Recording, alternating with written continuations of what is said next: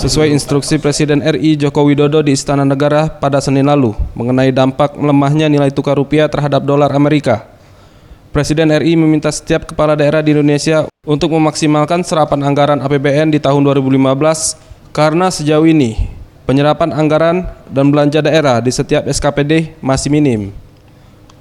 Gubernur Sumsel Alex Nurdin yang ditemui usai melakukan pertemuan dengan SKPD di lingkungan Pemprov Sumsel Rabu 26 Agustus 2015 mengakui bahwa anggaran belanja daerah di Sumsel baru terserap sebesar 36%, masih jauh dari target yang ditentukan. Dan ini salah satu faktor lambannya pertumbuhan ekonomi nasional, karena dialami semua provinsi di Indonesia. Jika hal ini tidak dibenahi secepatnya, Indonesia berada di ambang krisis, mengulang krisis moneter pada tahun 1998.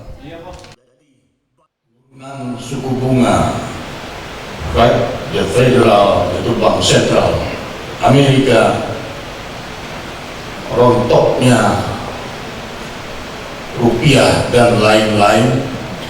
Sekarang rupiah mencapai 14.000 lebih dan naik terus.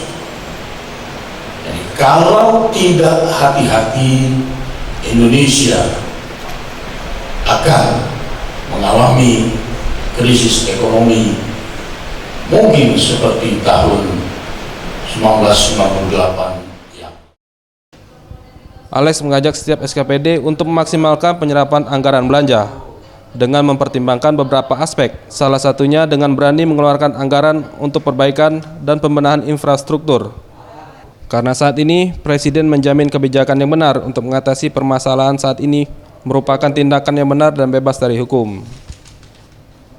Para Satria, Septiawan Rizky, Sriwijaya TV.